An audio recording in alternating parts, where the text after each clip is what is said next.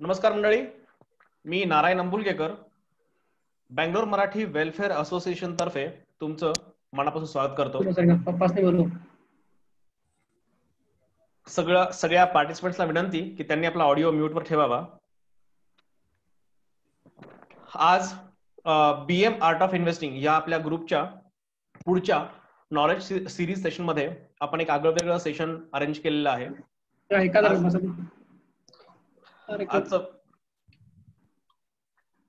आजचं विशेष सांगण्यासारखं आजचं वैशिष्ट्य म्हणजे आज आहे 5 सप्टेंबर म्हणजे शिक्षक दिन. आपल्या आयुष्यात वेगवेगळ्या टप्प्यांवर शाळा असेल, माध्यमिक शाळा असेल, कॉलेज असेल, पोस्ट ग्रॅज्युएशनचा वेळ असेल, प्रत्येक वेळेला शिक्षक आपल्या आयुष्यात खूप महत्वाचा एक रोल एक भूमिका निभावत असतात. काही शिक्षक आणि त्यांनी दिलेली शिकवण ह्या सगळ्याच गोष्टी आयुष्यभर माणसाच्या लक्षात राहतात. आज या टीचर्स डेच्या शिक्षक दिनाच्या निमित्तानं मला सांगायला खूप आनंद होतोय की मला ज्या स्वतः शिक्षिका म्हणून लाभल्या, प्रोफेसर म्हणून लाभल्या MBA साठी, आज त्याच आपल्या या सेशनसाठी चीफ गेस्ट म्हणून आलेल्या आहेत. आजच्या प्रमुख पाहुण्या आहेत त्या, आणि एका वेगळ्या विषयावर त्या आपल्या सगळ्यांना मार्गदर्शन करणार आहेत. मी सगळ्या बँगलोर मराठी वेलफेअर असोसिएशनच्या मेंबर्स तर्फे स्मिता मॅम तुमचं मी मनापासून स्वागत करतो. थँक्यू. थोडक्यात माहिती मी तुम्हाला देईन या ग्रुप विषयी. बँगलोरमध्ये खूप मराठी लोक आहेत राहणारे. ह्या सगळ्या मराठी लोकांचे बरेचसे ग्रुप पण आहेत. हा आपला जो ग्रुप आहे यात फेसबुकवर जवळपास 10,000 मेंबर्स आहेत. आणि आपलं आजचं हे सेशन आपण लाईव्ह सुद्धा केलंय फेसबुकवर, त्यामुळे ज्यांना झूम मीटिंग जॉईन करता नाही येत आहे ते सुद्धा हे आजच्या सेशनचा लाभ घेऊ शकतील. बँगलोर मराठी वेलफेअर असोसिएशन तर्फे आपण बरेचसे उपक्रम सातत्याने राबवत असतो. जे वर्षभर चालणारे उपक्रम आहेत त्याचं काही प्रामुख्याने नावं घ्यायची म्हटली तर इथं आल्यानंतर कन्नड भाषा शिकणं आवश्यक आहे इथे राहायचं असेल तर. म्हणून आम्ही कन्नड शिकण्यासाठी एक वेगळा आमचा ग्रुप असतो. त्यामध्ये काही टीचर्स आहेत जे एक अभ्यासक्रम असं तयार करून, सिलेबस तयार करून लोकांना शिकवत असतात. साध्या वाक्य कशी बोलायची, कशी ऍटलिस्ट साधं रोजच्या वापरात येणारं काय आपल्याला लागतं ते शब्द कसे ओळखायचे वगैरे. दुसरा आपला एक ग्रुप आहे आर्ट ऑफ इन्व्हेस्टिंग नावाचा, ज्याच्या थ्रू आजचं हे सेशन अरेंज केलेलं आहे. ह्या आर्ट ऑफ इन्व्हेस्टिंग मध्ये सगळ्या इन्व्हेस्टमेंट फायनान्स विषयी आम्ही डिस्कशन करत असतो. नंतर BM पाथफाइंडर्स नावाचा ग्रुप आहे ज्यामध्ये करिअर विषयी किंवा जॉब विषयी वगैरे सगळं डिस्कशन होत असतं. नंतर इथे बरेचसे मराठी उद्योजक सुद्धा आहेत आणि त्यांच्यासाठी BM उद्योग भरारी नावाचा आम्ही एक ग्रुप वेगळा चालवतो की ज्यामध्ये सगळे बिझनेसमॅन एकत्र येऊन ॲज अ कम्युनिटी म्हणून ग्रो होण्याचा प्रयत्न करत असतात. तर ह्या अशा वेगळ्या उपक्रम चालू असतात. ह्याच्या व्यतिरिक्त मराठी लोकांना एकत्र बांधून ठेवण्यासाठी आणि आपल्या सगळी संस्कृती परंपरा जपण्यासाठी आम्ही वेगवेगळे असे उपक्रम राबवत असतो. जे काही लाईव्ह प्रोग्राम्स असतात, काही लोकांचे गेस्ट लेक्चरर्स असतात, भेटी पण होत असतात. हा एकंदरीत सगळा बँगलोर मराठीचा एक कार्यभाव की आम्ही काय काय करत असतो यामध्ये. आजचं हे सेशन थोडासा उशीर झालेला आहे सुरू व्हायला, तर मी जास्त मॅमची ओळख करून देण्यापेक्षा मला असं वाटतं मॅम तुम्हीच जर करून दिली तर बरं राहील आणि आपलं ते सेशन लगेच सुरू करता येईल. म्हणून सगळ्या बँगलोर मराठीच्या वतीनं मी विनंती करतो की तुम्ही इथून पुढे सेशन कंटिन्यू करावं. Yes, thank you so much. मला आज खरोखर आनंद होतोय. आपल्या विद्यार्थ्यांनी आपल्याला बोलवावं ही एक पावती असते आणि ती 5 सप्टेंबरला घडून येणं ही खरोखरच खूप महत्वाची गोष्ट आहे माझ्या आयुष्यामध्ये. आणि मी पुढच्या 50 मिनिटांमध्ये किंवा 45 मिनिटांमध्ये असा नक्की प्रयत्न करेन की नारायण, तुझ्यावर विश्वास ठेवून आज इथे जी माणसं आली आहेत आणि त्यांनी त्यांचा बहुमूल्य 1 तास इथे इन्व्हेस्ट केलाय, तर घरी जाताना त्यांना संपत्ती संबंधी किंवा पैशा संबंधी काही थोडंसं तरी इंटरेस्टिंग आणि नवीन असं ऐकायला मिळालेलं असेल. माझी ओळख करून देणं ही एक फॉर्मॅलिटी म्हणून मी पार पाडते. मी आहे फायनान्स मध्ये मास्टर्स आणि पुणे विद्यापीठातून PhD. अर्थात हा अभ्यास करत असताना माझ्या मनात काही प्रश्न नेहमी असायचे. फॉर एक्झाम्पल, असं आपल्याला शिकवलं गेलंय लहानपणापासून की हा गरिबांचा देश आहे किंवा आपल्या देशामध्ये साधनांची किंवा रिसोर्सेसची कमतरता आहे किंवा अशा काही गोष्टी एक कानावर पडत असायच्या. त्याच वेळेला असंही हिस्ट्रीमध्ये वगैरे वाचनात यायचं की अमक्या तमक्या देशांनी भारतावरती हल्ला केला का की इथे खूप संपत्ती होती आणि लूट करायची होती आणि मग त्यांनी अमुक गाव लुटलं वगैरे. मग मला नेहमी हा प्रश्न पडायचा की हा गरिबांचा देश आहे, तर गरिबांना कोण लुटेल बरं? आणि नेहमी हे मला वाटायचं की काहीतरी कुठेतरी गडबड आहे. आणि मग तिथून मी खरी संपत्ती किंवा पैसा किंवा समृद्धी ज्याला म्हणतो आपण, किंवा अबंडन्स म्हणतो, ॲफ्ल्युअन्स म्हणतो, त्याची ओळख करून घ्यायचे माझे प्रयत्न सुरू केले. यावेळेला मी होते कॉलेजमध्ये किंवा कॉलेजमधनं जस्ट बाहेरही पडली असेल, आणि त्यावेळेला मी हा सगळा अभ्यास सुरू केला. सुरुवातीला मी जेव्हा हा अभ्यास सुरू केला तेव्हा मला असं वाटलं की पुस्तकं वाचावीत, ज्ञान घ्यावं, नॉलेज घ्यावं, आणि तिथून ही सुरुवात झाली. हळूहळू मला असं लक्षात आलं की नॉलेज मिळतंय पण मी ते वापरत नाहीये. आणि काम कसं चाललंय की टिपिकल, मी नोकरीत होते तेव्हा, तर 9 ते 5, 9 ते 6, मग कधी ओव्हर टाइम, मग कधी घरी जायला रात्र, मग कधी रविवारी पण सुट्टी नाही कारण खूप काम आहे. असं सगळं होत गेलं आणि मी हे जे काही संपत्तीविषयी वाचत होते हे थोडं बॅकफुटला गेलं. हे प्रश्न माझ्या मनामध्ये नेहमी होते आणि अभ्यास चालला होता, इम्प्लिमेंटेशन अजून राहिलं होतं. प्रश्न हा होता की जर एवढा समृद्ध देश असेल, की जगामधल्या अनेक देशांमधल्या लोकांना भारताचं आकर्षण वाटत असेल, तर मग ही संपत्ती या लोकांनी निर्माण कशी केली, ही श्रीमंती कशी निर्माण केली? हे भली मोठी बांधकामं आपण बघतो की आता तुमच्या दक्षिणेमध्ये सुद्धा भली मोठी गोपुरं आपण बघतो, तर हे वैभव आहे. एवढी मोठी कला, संस्कृती, वेगवेगळ्या प्रकारचे नृत्य, साहित्य, हे सगळं वैभव आहे. आणि हे वैभव जर तयार केलं असेल तर हे गरीब लोकांनी तयार केलं का? आणि मग माझ्या लक्षात आलं की कुठे अभ्यास आपण करायला हवा. आणि मग मी अजून थोडा अभ्यास केला. तेव्हा अचानकच पातंजल योग सूत्र हे माझ्या समोर आले. पातंजल योग सूत्रांचा अभ्यास मी सुरुवातीला केला तेव्हा त्यात असं होतं, समाधी लावा, डोळे मिटून बसा, ध्यान करा, ओम म्हणा. तर आता आलंय पुस्तक हातात, वाचतोय आपण म्हणून मी ते वाचलं. आणि हळूहळू मी जशी त्याच्यात गुंतत गेले तसं माझ्या लक्षात आलं की हे काहीतरी अद्भुत आहे. कारण ह्याच्यामध्ये पुढे पुढे असं येत जातं की आपल्या मनाची शक्ती जी आहे, आपल्या आयुष्याकडे बघण्याचा दृष्टिकोन आहे, तो कसा बदलत न्यायचा. आणि पुढे पुढे असं आहे की आपल्याला जे काही हवंय या आयुष्यामध्ये ते याच आयुष्यात आपल्याला मिळेल, यासाठी सुद्धा योगमार्ग आहे. मी म्हटलं अच्छा, हो का? साधारणतः आपली संस्कृती किंवा आध्यात्मिक रहस्य म्हटलं की आपल्याला योग हे थोडंसं माहित असतं आणि आपल्याला असं वाटतं योगासनं आणि प्राणायाम असेल. पण जेव्हा मी याचा अभ्यास केला तेव्हा माझ्या लक्षात आलं अबंडन्स किंवा आपल्याला जे हवंय ते निर्माण करायसाठी सुद्धा हा मार्ग आपल्याला वापरता येईल. त्याच्याही पुढे गेल्यानंतर असं लक्षात आलं की काही संपत्तीवरची जी पुस्तकं वाचली की थिंक अँड ग्रो रिच. पुन्हा मला प्रश्न पडला, थिंक अँड ग्रो रिच म्हणजे विचार केल्याने श्रीमंत होता येईल? हे पुस्तक वाचल्यावर पुन्हा लक्षात आलं की विचार बदला म्हणजे विचारांमधली जी कमतरता आहे ती दूर होईल आणि संपत्तीचा मार्ग किंवा पैशाचा मार्ग मोकळा होईल. असं करता करता करता मग माझ्या लक्षात आलं की आपला आता अभ्यास भरपूर झालेला आहे, बहुतेक इम्प्लिमेंटेशन मध्ये गडबड आहे. आणि मग तिथे मी स्वतःसाठी एक फायनान्शियल प्लॅन बनवला आणि असं ठरवलं की एक तारीख दिली स्वतःला की या दिवसानंतर पैशासाठी आपण कुणासोबतही काम करायची आपल्याला वेळ नाही आली पाहिजे. I should be completely financially free. आणि मग ते घडून आलं माझ्या आयुष्यात. तिथपासून पुढे मी म्हंटल की जे आपल्याला जमलं ते आता लोकांना आपण सांगायचं. आणि तिथून मी नोकरी सोडली आणि हे ट्रेनिंग प्रोग्राम्स घ्यायला सुरुवात केली. तर मला वाटतं की एवढी ओळख आपल्यासाठी पुरेशी आहे. आजच्या सेशन मध्ये मी काय घेणार आहे या विषयाचा थोडक्यात सांगते.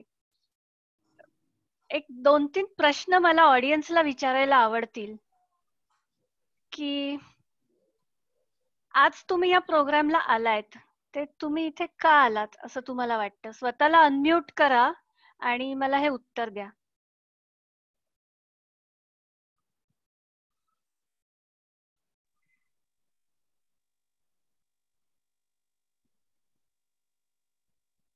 हा स्क्रीन दिसतोय तुम्हाला माझा? मी एक स्क्रीन शेअर केलाय. हो, दिसतंय मॅम. येस, हा प्रश्न माझा तुमच्यासाठी आहे. की what do you believe attracted you to this programme? तुम्ही इथे का आलात? किंवा which part of the title got your attention? Art, investment. Investment, right. आणि अजून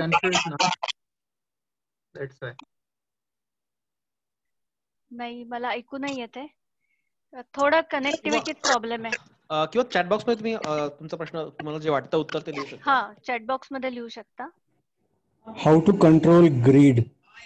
okay, how to control greed. ठीक आहे. आजच्या सेशन मध्ये आपण हाऊ टू कंट्रोल ग्रीड हे कुठेही लिहिलेलं नाहीये. आपल्याला वेळ मिळाला तर आपण त्याविषयी नक्की बोलूया. Okay.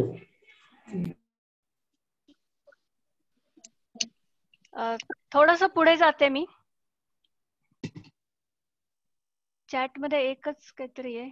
Correct way of investment, how to save money, financial behaviour. मस्त. Set practical financial goals. यातला आज पुढच्या 40 मिनिटांमध्ये आपल्याला काय काय घेता येतं ते आपण नक्की घेऊया. Going ahead with the agenda that we have decided for today. एक छोटीशी गोष्ट मी पुन्हा एकदा तुम्हाला सांगते. मी जेव्हाही हे विविध गोष्टी वाचत होते तेव्हा माझ्या समोर एक पुस्तक आलं. हे पुस्तक होतं money and the law of attraction. Money and the law of attraction वाचताना त्यांनी सुरुवातीलाच हे मेन्शन केलंय की या पुस्तकाचे लेखक जे होते ते अतिशय सामान्य प्रकारचं काहीतरी काम करत असत, 4 चौघांसारखं. आणि हे करत असताना एका कुठल्याशा गावात ते आपल्या कामाने गेले होते. तिथे समोर एक कॉफी टेबल होतं आणि त्या कॉफी टेबल वरती थिंक अँड ग्रो रिच हे नेपोलियन हिलचं पुस्तक पडलं होतं. अगदी तेच पुस्तक जे मी सुद्धा काही वर्षांपूर्वी वाचलं होतं आणि वाचून बाजूला ठेवून दिलं होतं. आपले जे money and the law of अट्रॅक्शनचे ऑथर्स आहेत त्यांनी पण हे पुस्तक वाचलं आणि त्यांनी मात्र ते वाचून बाजूला ठेवून दिलं नाही. त्यांना ते पुस्तक खूप आवडलं आणि ते असं म्हणाले की या पुस्तकात आम्हाला ती उत्तरं मिळाली की जी उत्तरं आम्ही अनेक दिवसांपासून शोधत होतो की श्रीमंत होण्यासाठी किंवा अधिक संपत्ती मिळवण्यासाठी काय केलं पाहिजे. त्याप्रमाणे या पुस्तकातली प्रिन्सिपल्स त्यांनी वापरायला सुरुवात केली आणि थोड्याच दिवसांमध्ये त्यांच्या लक्षात आलं की इट वर्क्स. आणि मग पहिलं एक फायनान्शियल प्रिन्सिपल त्यांच्या लक्षात आलं की फायनान्स आणि wealth is a learnable skill. माझी काय चूक होती हे मला ते दुसरं पुस्तक वाचल्यावर कळलं. माझ्या मनात पहिला हा विचार होता, एक थॉट पक्का झाला होता की असं पुस्तक वाचून आणि थिंक करून म्हणजे विचार करून कधी श्रीमंत होता येईल का. म्हणजे पुस्तक फारच छान आहे, वाचायला सगळं छान वाटतं, पुस्तक हातातून खाली ठेवावं असं वाटत नाही. पण असं विचार केल्याने आणि असं थिंक केल्याने कोणी ग्रो रिच वगैरे होईल का. आणि बरोबर हाच पॉइंट आपल्या लेखकांनी पकडला मनी अँड द लॉ ऑफ अट्रॅक्शनच्या. आणि त्यांनी सांगितलं की हो, हे लर्नेबल स्किल आहे आणि आम्ही हे शिकलो. आणि त्यानंतर त्यांनी असा विचार केला की त्यांच्या आयुष्यात ज्या कोणी त्यांचे फ्रेंड्स नातेवाईक होते त्यांना त्यांनी हे सांगायला सुरुवात केली की तुम्ही हे पुस्तक वाचा आणि हे पुस्तक वाचून तुम्हाला फायदा होईल.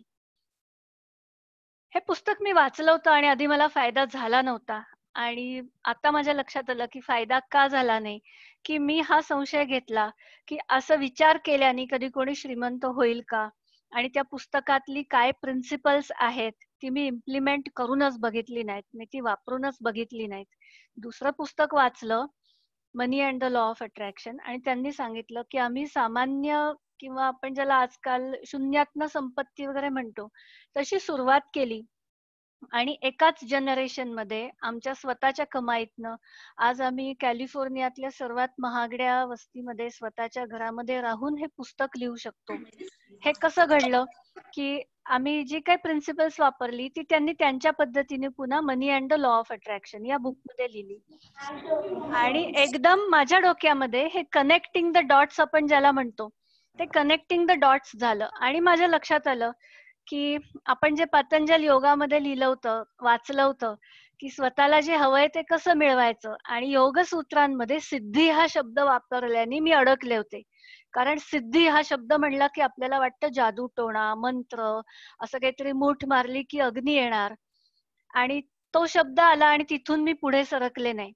दुसरं माझ्या असं एक लक्षात आलं की थिंक अँड ग्रो रिच मध्ये थिंक अँड ग्रो रिच म्हणजे माझी अशी समजूत झाली की नुसतं पुस्तक आहे, विचार करायचा आणि श्रीमंत व्हायचा आहे, असं कधी असतं का?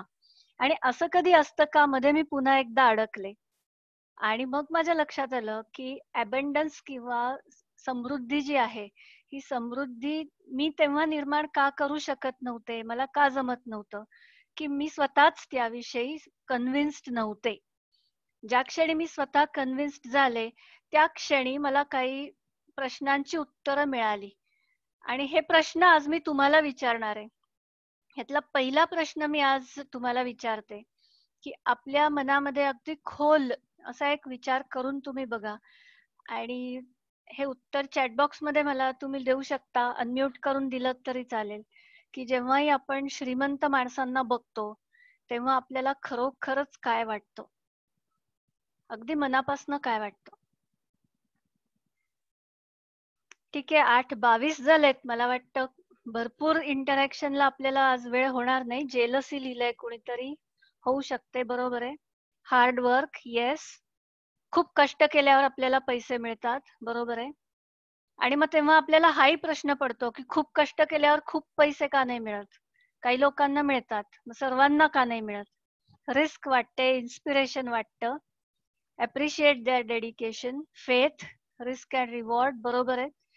वेगवेगळ्या प्रकारचे रिस्पॉन्सेस आपले आहेत. व्हॉट मेक्स हिम डिफरंट, मी का नाही रिच, अगदी खरंय, हे सगळे प्रश्न बरोबर आहेत. आणि हे प्रश्न जेव्हा याची उत्तर आपल्याला मिळतील, रादर प्रश्न नाही, तेव्हा आपला अबंडन्सचा मार्ग मोकळा होणार आहे. अनेक जणांच्या मनात हे पण असतं की खूप श्रीमंत झालं की हे आपल्या संस्कृतीने किंवा आपल्या ओव्हरऑल समाजात हे विचार आहेत की हा चांगल्या मार्गाने श्रीमंत झाला असेल का, काय उद्योग केले असतील यांनी म्हणून हा श्रीमंत झाला. असं किती लोकांना वाटतं की त्याच्याकडून काहीतरी शिकावं, त्याच्या प्रगतीचं कौतुक करावं. आपण वरवर खूप वेळेला असं म्हणतो की हा तो ना खूप भारी आहे, त्याने खूप पैसे कमावले. पण आपण जर अगदी मनात विचार केला तर आपल्याला खरोखरच असं वाटतं का की तो भारी आहे? इथे तो डिफरन्स आहे माइंडसेटचा जो आहे तो, की ज्याला असं खरोखर वाटतं की अरे हा याला जमलं, मग मला का नाही जमणार.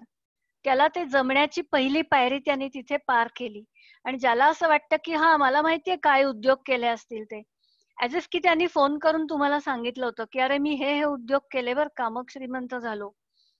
तर ही एक काहीतरी नकारात्मकता आहे. आणि ही नकारात्मकता जोवर आहे तोपर्यंत समृद्धीचा मार्ग जो आहे आपला तो मोकळा होत नाही.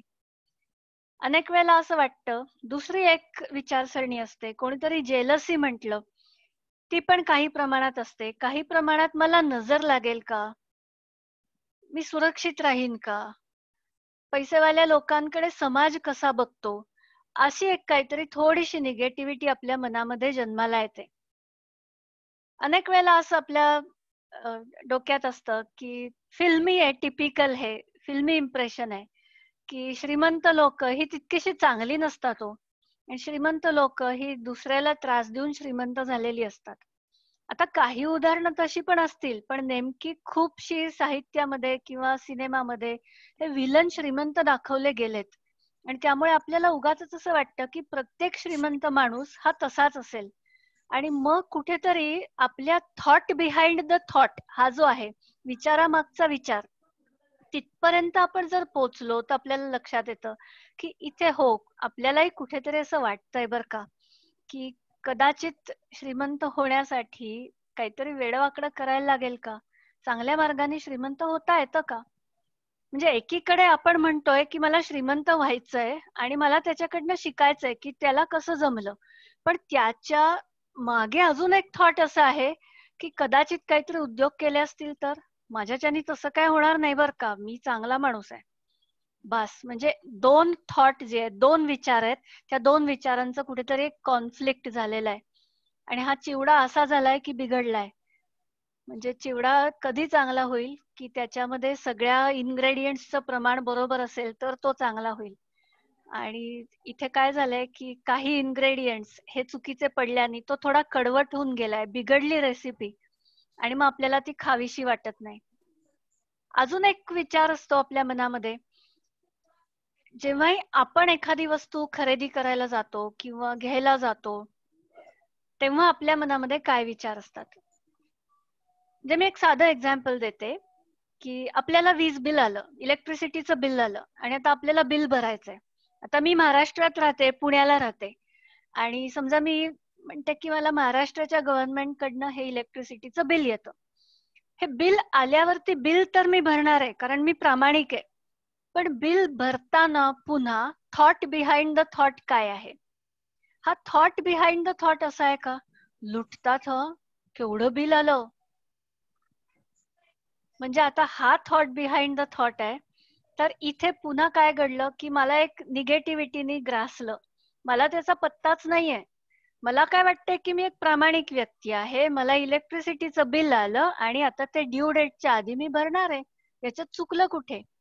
पण थॉट बिहाइंड द थॉट मला असं वाटतं की हे बिल किती आलं मला, आता हे बिल मी जेव्हा भरणार आहे तेव्हा बिल भरताना माझ्या मनामध्ये हा विचार येतोय का की वा, आज गव्हर्नमेंटनी एवढं मोठं इलेक्ट्रिसिटीचं सगळं सेटअप इन्फ्रास्ट्रक्चर तयार केलंय म्हणून माझ्या घरात घर बसल्या, आणि मग मी असं म्हणते की अरे वा, आज माझ्या घरात 25 इलेक्ट्रिसिटीचे पॉइंट्स आहेत आणि एवढा समरचा सीझन येऊन गेला, उन्हाळा येऊन गेला, पण माझ्या घरामध्ये इलेक्ट्रिसिटी होती त्यामुळे हे फॅन, एसी, कूलर मी लावू शकले. हा, मग ऍज अगेन्स्ट दॅट जर मी विचार केला तर मला हे काही हजार बिल आलंय, मी ते आनंदाने भरते आणि मला वाटतं की किती छान चाललंय हे सगळं. हा विचार ज्या क्षणी माझ्या मनात खरोखर येतो, खोटा खोटा नाही, खरोखर जेव्हा हा विचार माझ्या मनात येतो की अरे वा, हे किती छान आहे, हे सगळं मला मिळालं आणि आता हे वापरून झाल्यावरती मी ड्यू डेटला त्याचं बिल भरते, म्हणजे विन विन चाललंय काहीतरी. कारण आपण जर विचार केला की हे सगळं इन्फ्रास्ट्रक्चर मला उभं करायची वेळ आली असती तर माझ्यात हिंमत होती का हो ही, माझ्याच्याने यातलं काहीच झालं नसतं. मग मी विचार करते की तो प्रिमिटिव्ह मानव काय असेल की ज्याच्याकडे इलेक्ट्रिसिटी नव्हती किंवा या सुखसोयी नव्हत्या आणि आज या सगळ्या माझ्याकडे आहेत.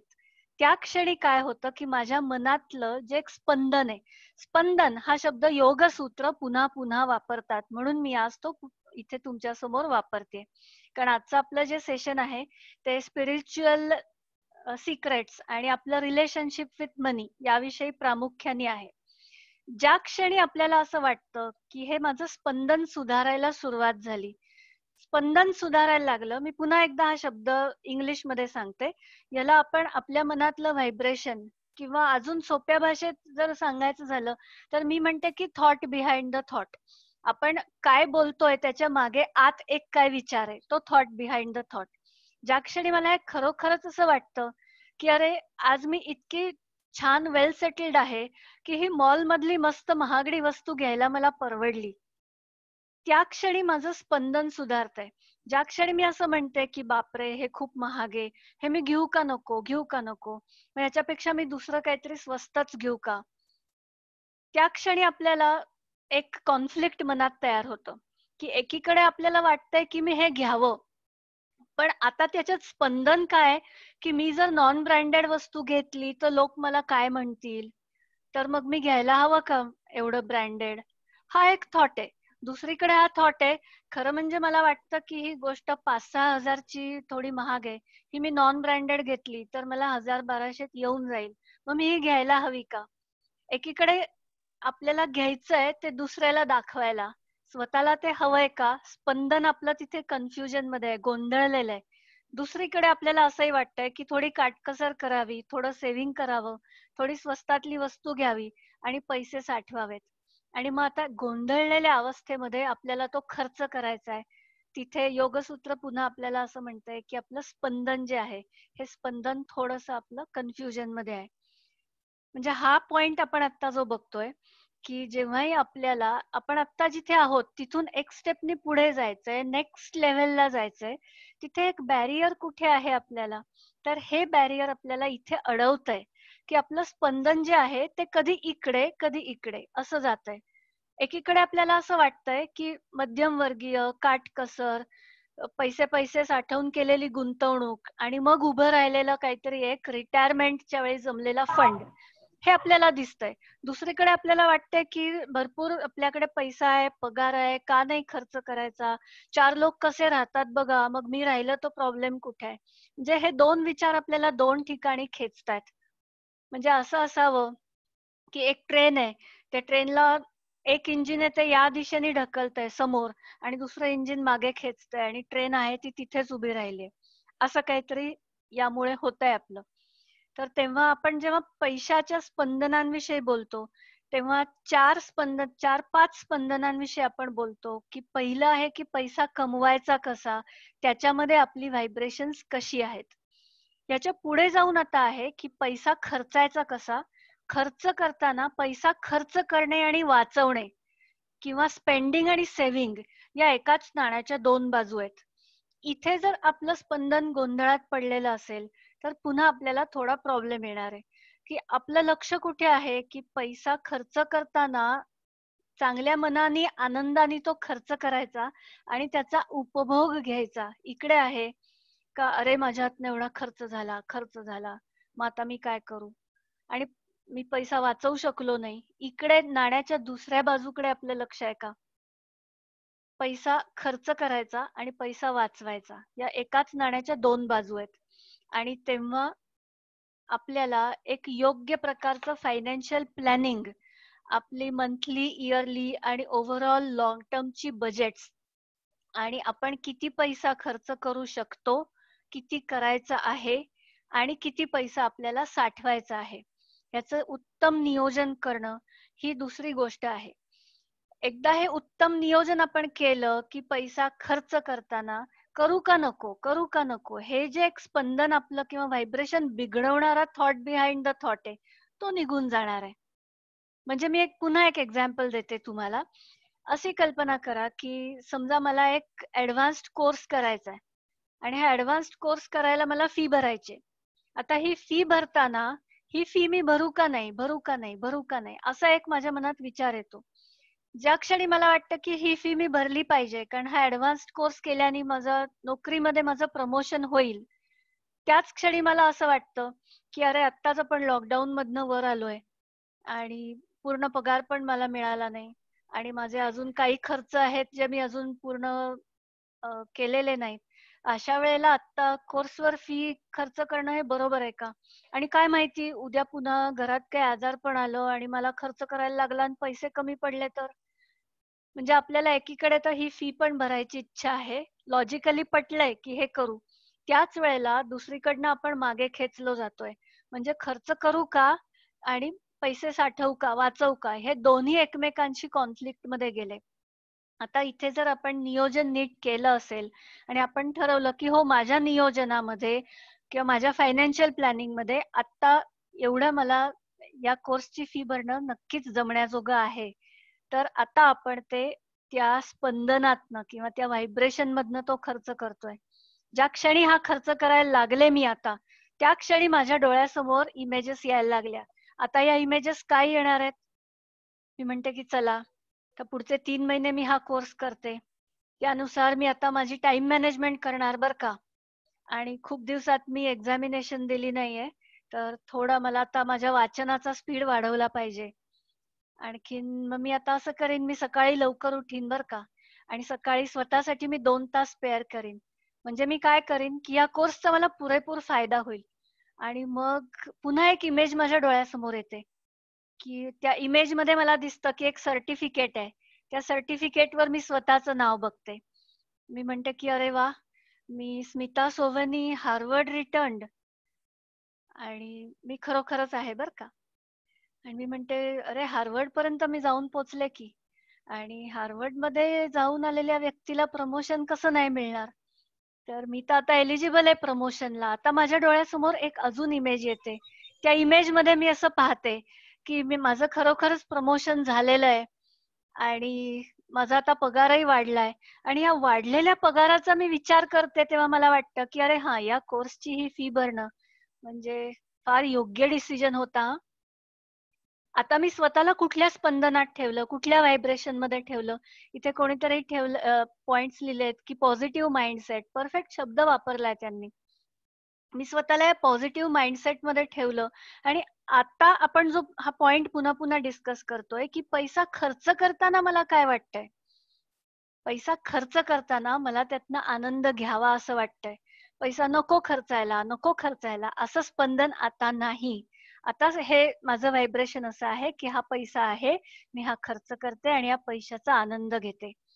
तेव्हा आपलं आणि आपल्या पैशाचं नातं काय फ्रेंड्स? आपल्याला आणि आपल्या पैशाला एकमेकांसोबत काय वाटतं? आपल्याला पैशासोबत कम्फर्टेबल वाटतं का? आपल्याला पैशासोबत काहीतरी काळबेर आहे असं वाटतं का? आपल्याला पैशासोबत जेलसी, असूया असं वाटतं का? आपल्याला पैशासोबत दृष्ट लागेल, नजर लागेल, नकोच ते, त्यापेक्षा आहे ते काय वाईट आहे, असं आपलं नातं आहे का?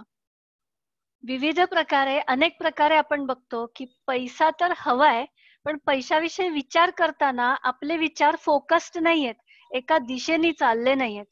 आपण निघालो की लगेच आपल्याला कुठेतरी वेगळीकडे आपण डायव्हर्ट होतोय. आणि म्हणून आपल्याला हा जो थॉट बिहाइंड द थॉट आहे तिथे थोडं लक्ष द्यायला हवं. त्याच्याने आपली आणि आपल्या पैशाची जी रिलेशनशिप आहे किंवा आपलं हे जे नातं आहे ते नक्की सुधारेल. अजून एक मी आता पुन्हा स्क्रीन शेअर करते. हा तुम्हाला दिसतोय का मला सांगा. हा स्क्रीन तुम्हाला दिसतोय?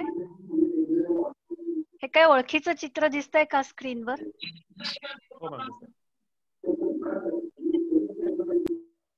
काय दिसतंय स्क्रीनवर? मी पुन्हा स्टॉप शेअर केलं.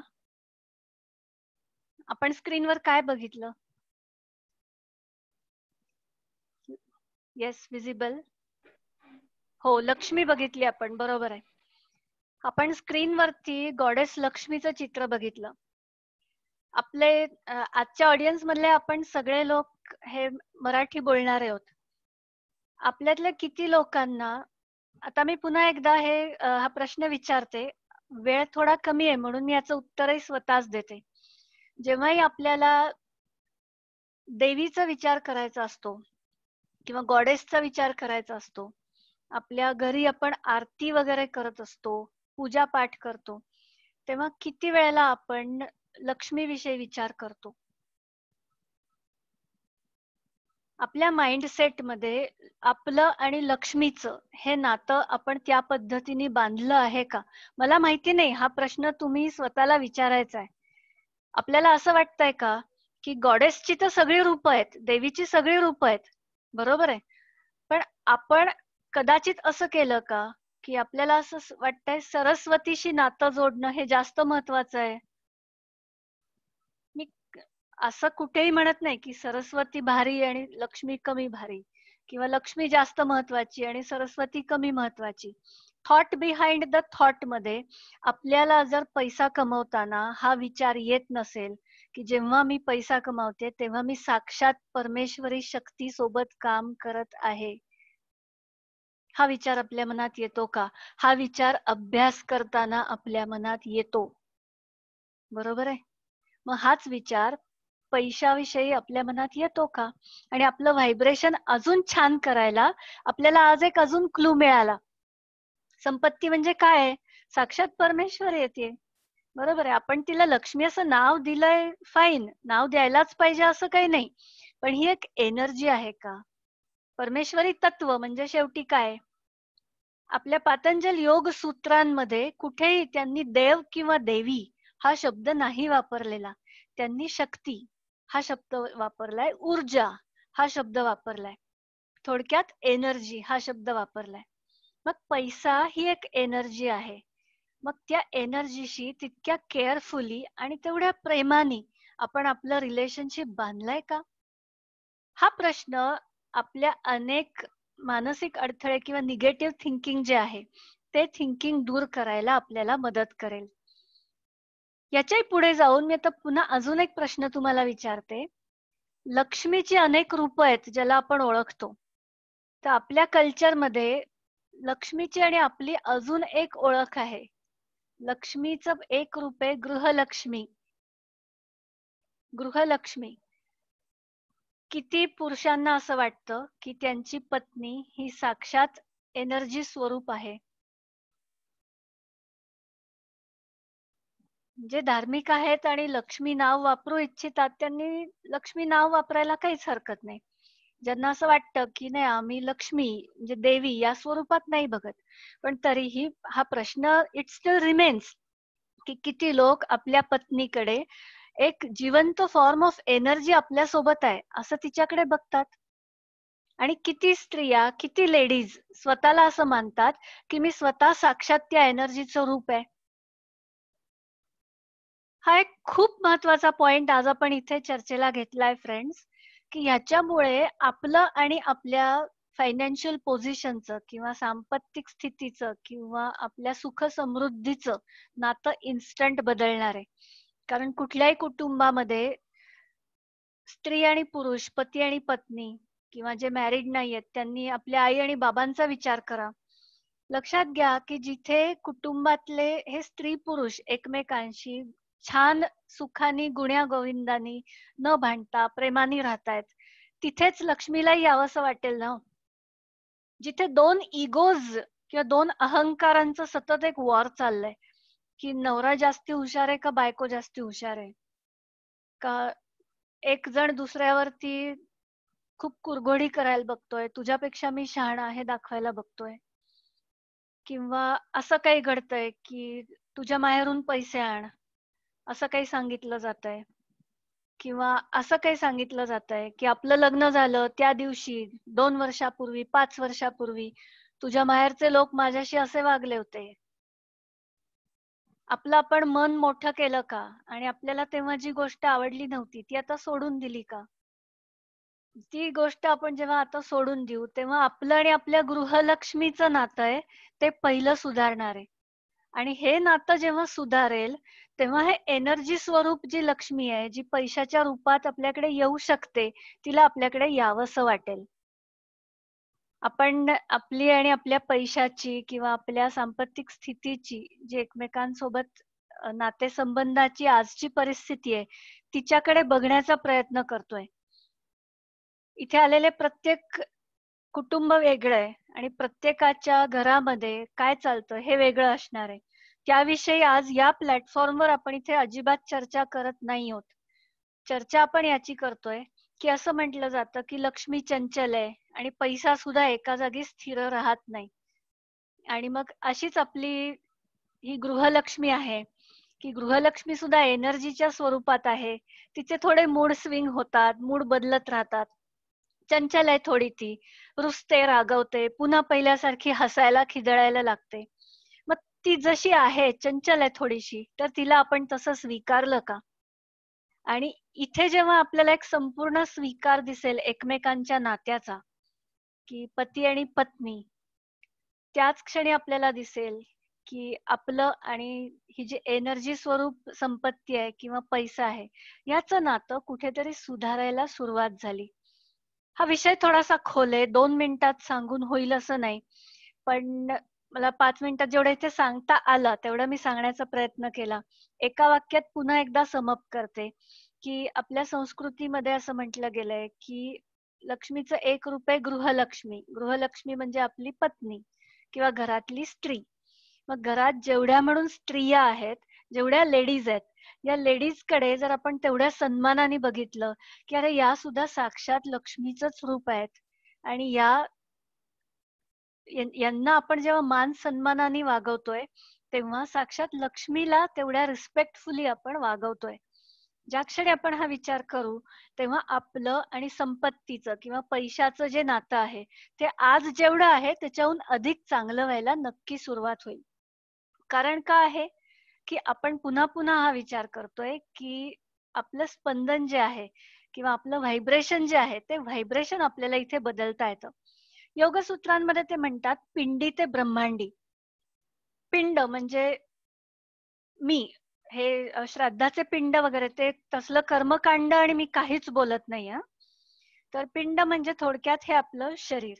तर जे माझ्या मनात आहे तेच माझ्या अवतीभोवती हे सगळं जग पसरलेलं आहे. अशा पद्धतीने काहीतरी आपल्याला योगसूत्र सांगतात. जेव्हा आपण लॉ ऑफ अट्रॅक्शन कडे जातो, लॉ ऑफ अट्रॅक्शन सुद्धा आपल्याला हेच सांगतं की तुमचे थॉट पहिले तुम्ही शुद्ध करा. कारण थॉट्स जे आहेत तुमचे तेच तसंच्या तसं व्हायब्रेशन तुमच्याकडे अट्रॅक्ट करतात. आणि मग आपलं जर असं असेल की पैशाविषयी जे स्पंदन आहे आपलं, ते स्पंदनच कुठेतरी गोंधळात पडलेलं आहे.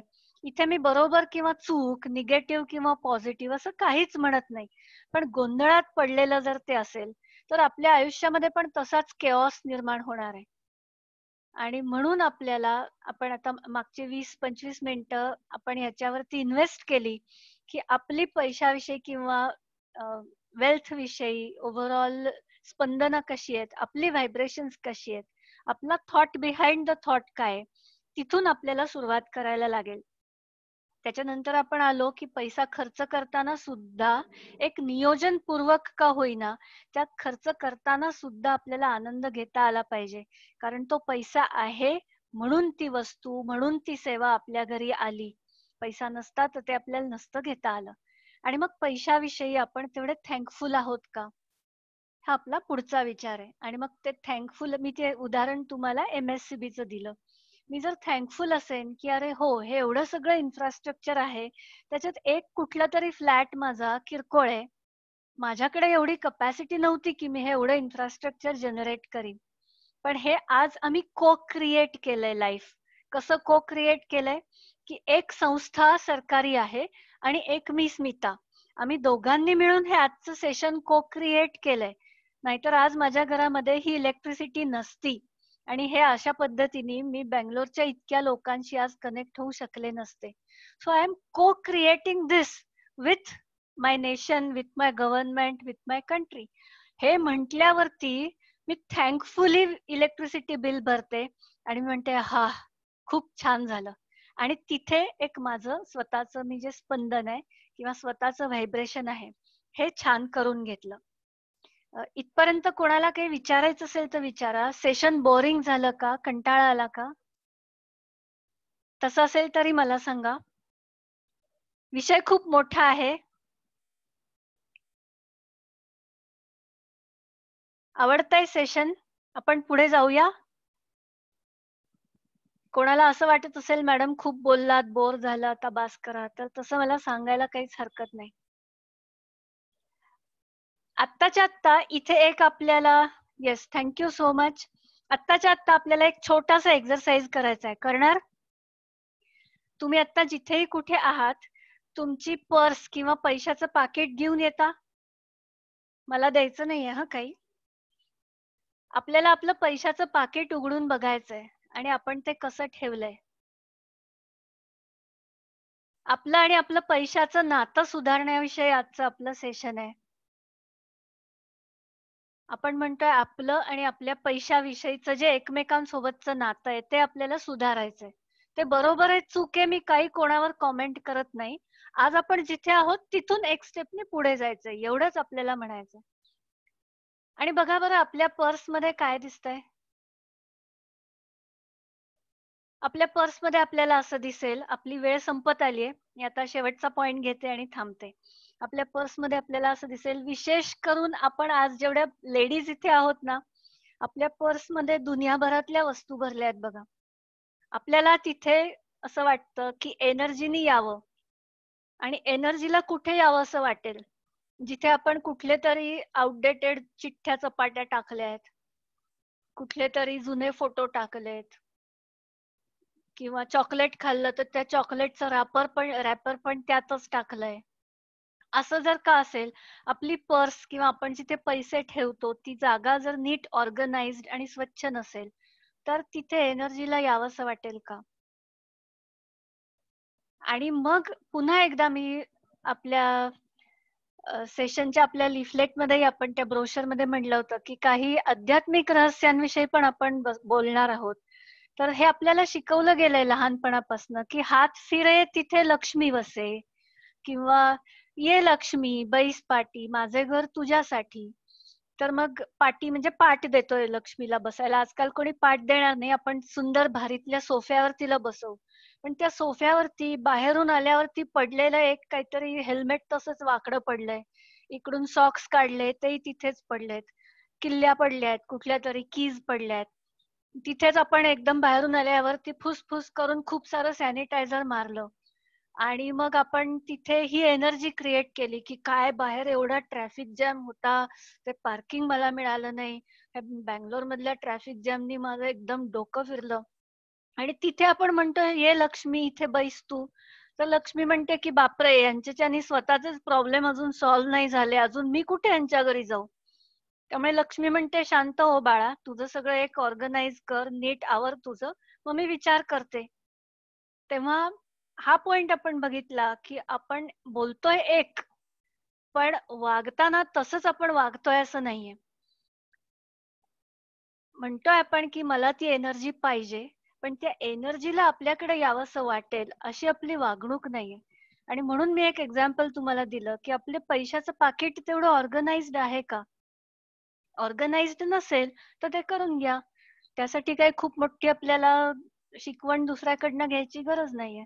जेव्हाही आपल्याला वाटेल की अरे अनेक अनवॉन्टेड गोष्टी याच्यात भरल्या आहेत, तर आपण ऍटलिस्ट एवढं करू शकतो की आपल्या पर्समध्ये 2 कंपार्टमेंट्स करून तिथे पैशाशी रिलेटेड ज्या गोष्टी आहेत त्या एक साईडला ठेवूया आणि बाकीच्या गोष्टी आहेत त्या दुसऱ्या साईडला ठेवूया. तिथे कुठे धूळ वगैरे असेल, स्वच्छता नसेल तर ती डेली आपण क्लीनलीनेस त्याला ठेवूया. अशा पद्धतीने ठेवूया की आता पुढच्या क्षणी एनर्जी येते माझ्या घरी आणि ती या पर्समध्ये बसणार आहे, तर मग तिला तिथे बसावंसं वाटलं पाहिजे. तेव्हा we are always in welcoming mode की ये बाई येतेस ना माझ्या घरी, तर ये इथे बस, इथे स्वच्छता आहे, ये मी तुझी वाट बघतोय. इथे आपण म्हणतो की माझं आणि माझ्या पैशाचं किंवा संपत्तीचं अजून एक नातं जे आहे ते मी वेगळ्या पद्धतीने जोडून घेतलं. मला वाटतं मी ह्याच्यावर कितीही बोलू शकेन, हा माझ्या आवडीचा विषय आहे. आणि संपत्तीची सिक्रेट्स अशी 1 तासात वगैरे नाही सांगता येत. मला आज 1 तासात जेवढी इथे तुमच्याशी शेअर करता आली तेवढी मी केली. कोणाला स्पेसिफिक प्रश्न असेल तर विचारू शकता, कारण मला दिलेली वेळ संपत आली आहे. तर मी परत एकदा माईक आता नारायणकडे देते. आणि नारायण प्लीज गाईड मी की मी आता प्रश्नोत्तर घ्यावीत किंवा अजून हे सेशन पुढे कसं न्यावं. Sure ma'am. पण मला असं वाटतं की आपण थोडं सेशन उशिरा सुरू केलंय. जर तुम्हाला वेळ असेल तर अजून थोडा वेळ कंटिन्यू केलं तर चालेल असं मला वाटतं. रिझन खूप छान चाललंय सेशन आणि लोकांचे खूप रिस्पॉन्स चांगले येत आहेत. थँक्यू. चालेल, एखादा पॉइंट आपण अजून घेऊ शकतो. आपण आज कुठला पॉइंट घेतला नाही त्याविषयी पण आपण बोलूया. की आपण याविषयी बोललो की पैसा कमावताना आपले विचार कसे असतात, तिथे आपले थॉट्स किंवा विचार, थॉट बिहाइंड द थॉट, आपण अधिक चांगले कसे करू शकू.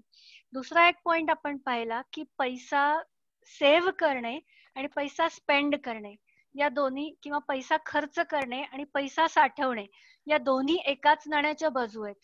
आणि या दोन्ही करताना आपली व्हायब्रेशन्स जी आहेत, ही व्हायब्रेशन्स अशा पद्धतीने आपण क्लीन ठेवली पाहिजेत की खर्च करताना आपल्याला त्यातनं आनंद मिळेल. अरे मी खर्च केला आणि गडबड केली, चुकलं, अशी आपली तिथे व्हायब्रेशन्स नकोत.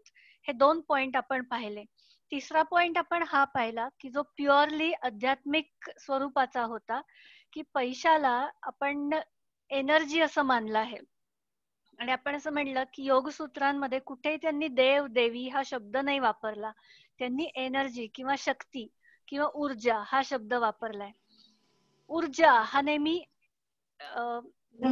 स्त्रीलिंगी शब्द आहे नाही का. तो ऊर्जा म्हणत नाही आपण. ऊर्जा वाढला, एनर्जी वाढला असं नाही म्हणत. एनर्जी वाढली, ऊर्जा वाढली, शक्ती वाढली, आणि ती कशी आहे, ती फेमिनाईन आहे. तर फेमिनाईन आहे म्हणजे कशी आहे, थोडीशी चंचल आहे. चंचल आहे म्हणजे कशी आहे, अगदी आपल्या बायकोच्या स्वभावासारखी आहे नाही का. म्हणजे आपण हा मुद्दा मगाशी घेतला चर्चेला की तिचे थोडेसे मूड बदलतात, कधी कसे बदलतील कळतच नाही आपल्याला, पण थोडे बदलतात. मग तिथे आपण तिच्यावर रागवतो का तिला सांभाळून घेतो. कधी असं आहे की एकदम उत्साहामध्ये असते आणि कधी एकदम रुसूनच बसते. तर मग ही जी एक टिपिकल बायकी प्रकृती आहे, तिला आपण आपल्या गृहलक्ष्मीच्या रूपामध्ये या चंचलतेला कसं एम्ब्रेस केलं, तुम्ही कसं स्वीकारलं की मी एवढा भारी आहे की तुला चालवून घेतो, मी तुला टॉलरेट करतो, अशा पद्धतीने आहे का आपण पण तिचा अवखळपणा स्वीकारला हसत हसत. बरोबर आहे. आता हे असं 1 मिनिटाचं सेशन नाहीये की हे कसं स्वीकारता येईल याच्यावरती असं एक वन पॉइंटेड किंवा असं एक सिंगल लाईन मध्ये सोल्युशन नसतं. पण याच्यावर आजच्या ऑडियन्सनी विचार जरूर करा की, आणि स्त्रियांनी पण हा विचार करा की आपण कदाचित अतिच चंचल झालो का, हाही विचार लेडीजनी करायला पाहिजे. कारण याच्यामुळे काय होतंय की आपल्या कुटुंबातल्या इतर लोकांशी असलेलं रिलेशन जे आहे ते ताणलं जातंय. इतकं पण ताणायला नकोय आपल्याला की ते एखाद्या क्षणी तुटेल. आणि मग हा विचार जर दोघांनी केला, पती आणि पत्नी, तर आपल्या लक्षात येईल की गृहलक्ष्मी म्हणून जे सांगितलं गेलंय ते हेच तर आहे. गृहलक्ष्मी म्हणजे असं नाहीये की लक्ष्मी पूजनाच्या दिवशी एक नाणं ठेवलं सोन्याचं आणि त्याला हळद कुंकू वाहिलं, आणि ते तर तुम्ही अवश्य करा, म्हणजे तो तुमच्या ज्याच्या त्याच्या श्रद्धेचा भाग आहे, त्याविषयी मी आज सेशनच घेत नाहीये. मुद्दा हा आहे की लक्ष्मीपूजनाचा तो क्षण सोडून उरलेले जे दिवस आहेत तेव्हा आपण पती पत्नी एकमेकांना लक्ष्मी, आणि लक्ष्मीचा नवरा कोण आहे? नारायण आहे ना, विष्णू, किंवा साक्षात आपण श्रीकृष्ण म्हणू. मग आपण तसे एकमेकांशी वागतो का? पती आणि पत्नी हे एकमेकांशी जर तसे वागायला लागले, मी असं सुचवीन की समजा आपल्याला 100% नाही जमलं, पण आज आपण सुरुवात तर करून देऊ शकतो ना. आज जर आपण सुरुवात करून दिली तर आज जिथे आहोत तिथून एक 2-5% तर पुढे सरकलो ना. आजच्या सेशनचा टेक अवे आहे हा खूप मोठा. आणि मग आता मी पुन्हा एकदा येते, कोणीतरी इथे एक पॉइंट लिहिलाय लॉ ऑफ अट्रॅक्शन वगैरे, परफेक्ट आहे. लॉ ऑफ अट्रॅक्शन हे फक्त पैशाविषयी नाही बोलत. लॉ ऑफ अट्रॅक्शन तुमच्या रिलेशनशिप्स विषयी बोलतं, तुमच्या हेल्थ विषयी बोलतं, बरोबर आहे. आणि मग परत एकदा आता आपण हा पॉइंट चर्चेला घेऊ की आपण जर एकमेकांच्यातल्या परमेश्वरी किंवा एनर्जी रूपाला जाणलं, थोडी चंचलता आहे हे ऍक्सेप्ट केली आणि एकमेकांना परमेश्वर म्हणून ट्रीट केलं, तर आपल्याला कदाचित एकमेकांच्या ज्या गोष्टी आवडत नाहीत ना त्या गोष्टींना माफ करणं आणि त्या जशा आहेत तसं त्यांना स्वीकारणं हे जमून जाईल. कदाचित ते सहजतेने सुद्धा आपल्याला जमेल. आणि आजच आपण याची प्रॅक्टिस पण सुरू करून देऊ शकतो. एवढे पॉइंट आपण आज इथे पाहिले. काय बघितलं नाही की पैसे गुंतवण्याचे जे वेगळे वेगळे मार्ग आहेत त्याविषयी आज आपण इथे बोललो नाही, कारण तो असा जनरल मध्ये डिस्कस करायचा पॉइंट नाही. त्याच्यामध्ये तुमचं एज, तुमच्यावरती फायनान्शियल रिस्पॉन्सिबिलिटी किती आहेत, तुमच्या आयुष्यातली विजन मिशन, तुम्हाला आयुष्यात कुठे पोचायचंय, अशा अनेक गोष्टी त्याच्यात बघायला लागतात.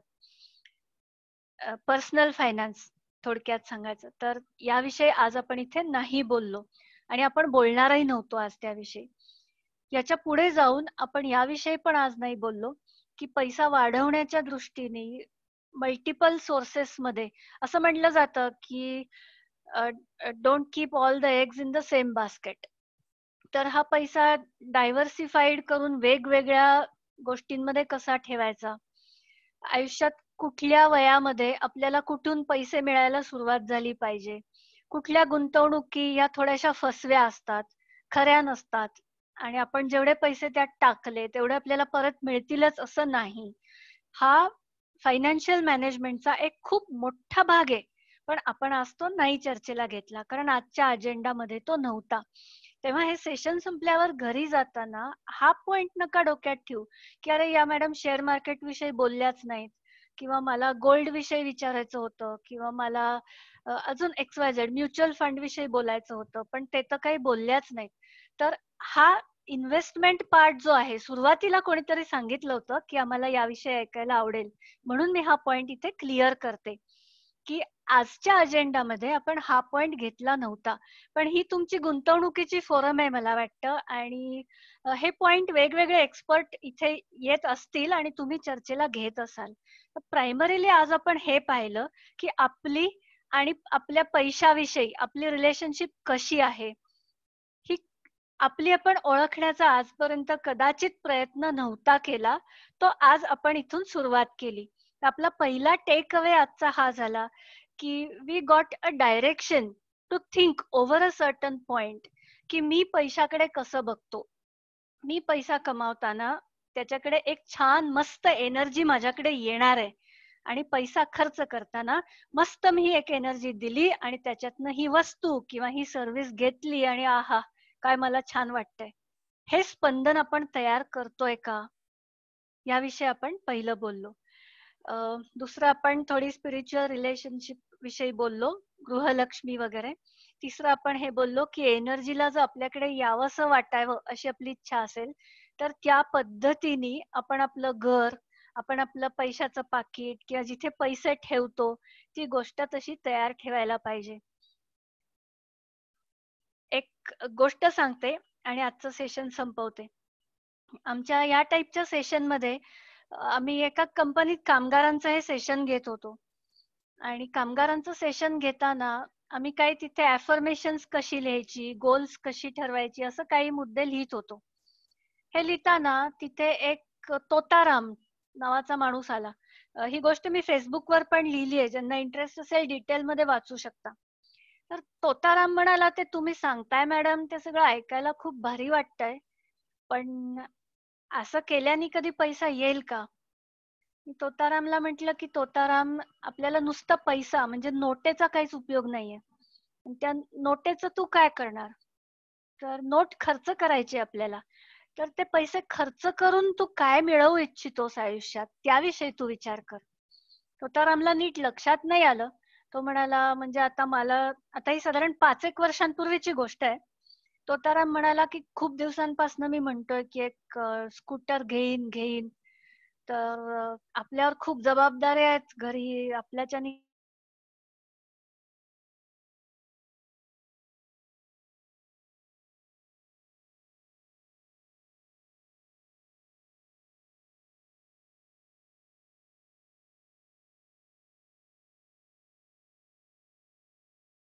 फार छान झाला तुमचं सेशन वगैरे.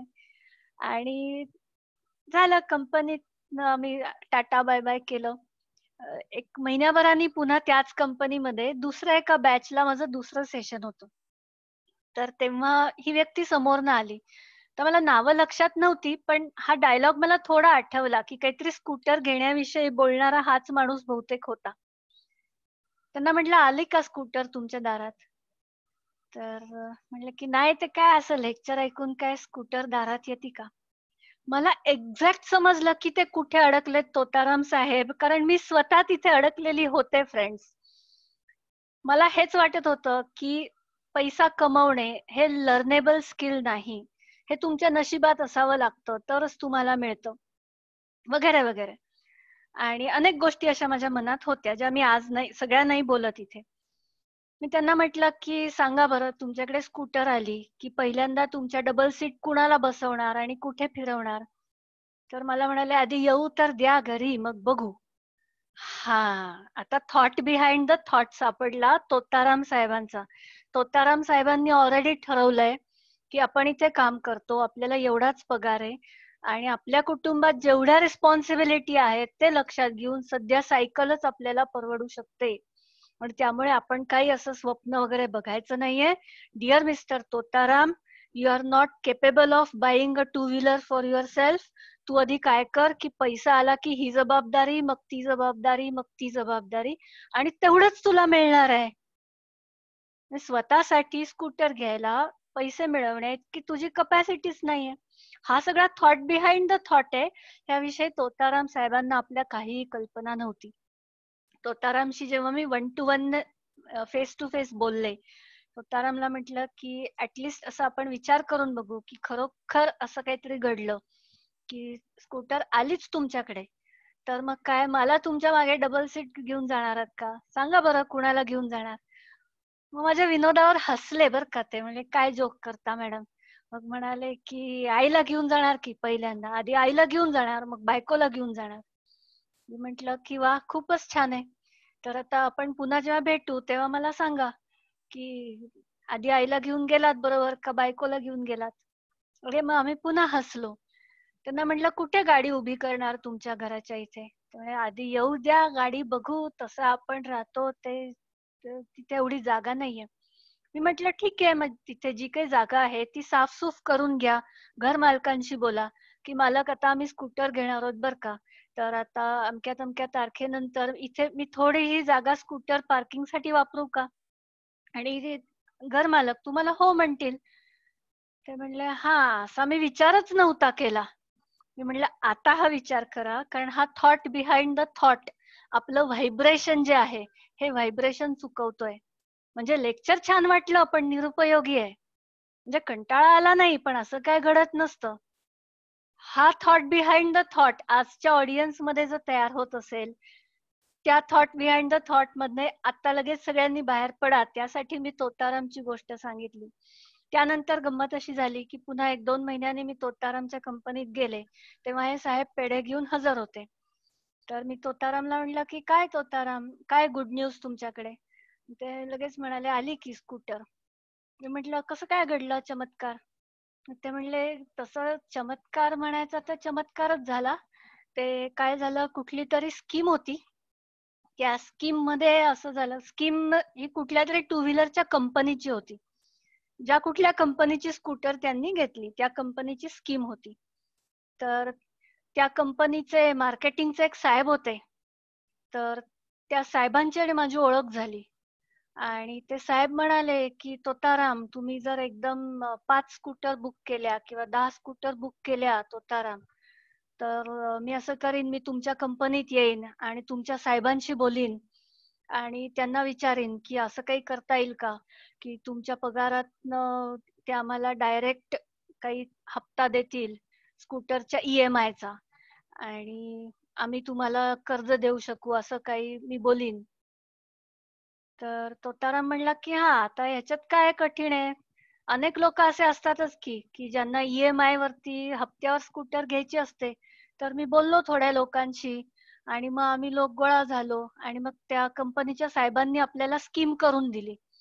आता तोतारामला नीट सांगता आलं नाही की लोनची स्कीम कशी करून दिली. गंमत अशी झाली की तोताराम जसाही त्याच्या चुकीच्या व्हायब्रेशन मधनं बाहेर पडला, त्यांनी त्याच्यासोबत अजून 8-9 लोकांना घेतलं की ज्यांनाही स्कूटर घ्यायची होती. एकदम एवढ्या स्कूटर खपतायत म्हणल्यावर कंपनीचे जे कोणी साहेब होते मार्केटिंग वाले, त्यांना पण विन विन झालं ना हो. त्यांचे पण टार्गेट अचीव्ह करायला तोतारामची मदत झाली. आणि ह्या पद्धतीने गोष्ट अशी झाली की तोतारामकडे खरोखरच ती स्कूटर आली. ती कुठली स्कीम होती जी त्याला माहीतच नव्हती की आपण याच्यात एलिजिबल आहोत. आणि त्यांनी स्वतःला हे इतकं पटवून दिलं होतं की तोताराम, तुझ्यावर एवढ्या जबाबदाऱ्या आहेत, तू सायकलनीच फिरायचं जन्मभर, तुला नाही स्कूटर घेता येणार. ह्या थॉट बिहाइंड द थॉट मधनं तो निघाला आणि स्वतःबरोबर अजून 10 लोकांना घेऊन पुढे गेला. मित्रांनो, आपल्या सर्वांकडे स्कूटर आहे. कदाचित आपली स्वप्न भरपूर वेगळी आहेत, मोठी आहेत आणि आपले थॉट बिहाइंड द थॉट पण कदाचित वेगळे असू शकतात. तर आजचं सेशन संपवताना मी पुन्हा एकदा सांगते की सगळ्यांनी आपले थॉट बिहाइंड द थॉट काय आहेत ते ओळखा. ज्यांना ओळखायला काही कठीण जात असेल, माझ्याशी संपर्क साधू शकता. आणखीन हे एकदा लिहून काढू शकता की आपल्याला नक्की आज आपण कुठे आहोत आणि कुठे जायचंय. आणि कुठे असं घडत असेल की आपल्याला आपलंच मन मागे खेचतंय, खरं म्हणजे कपॅसिटी असेल पण आपण स्वतःला मागे खेचतोय, लिहून काढा. काही अडचण वाटली तर मला कॉन्टॅक्ट करा, नारायणच्या थ्रू करू शकता. आणखीन कोणाला काही स्पेसिफिक प्रश्न असतील तर मला विचारा.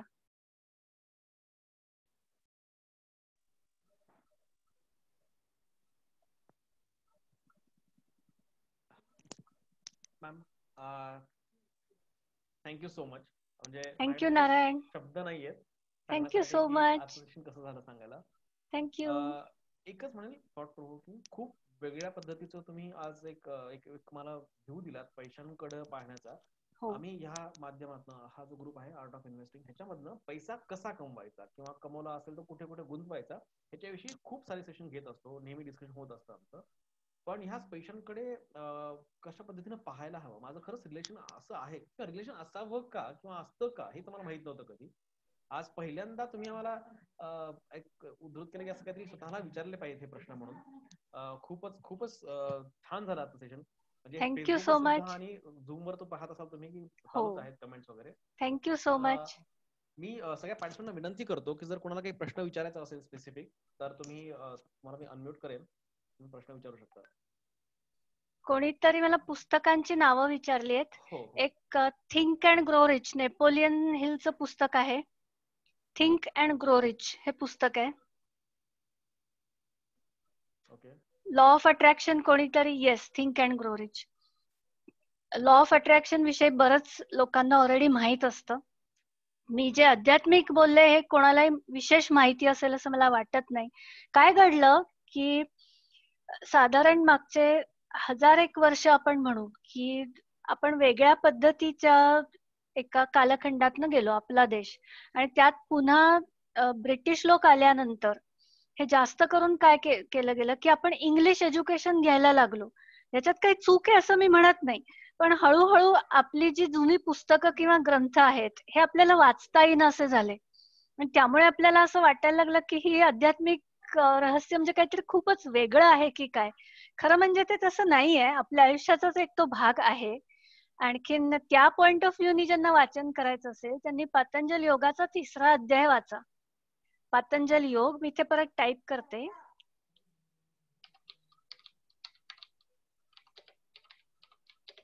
पतंजल योग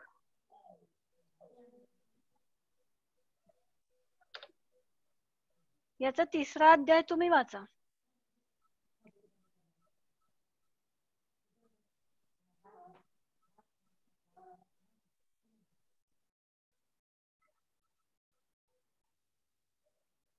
मुनी पतंजली म्हणून साधारण 3000 वर्षांपूर्वी होऊन गेले.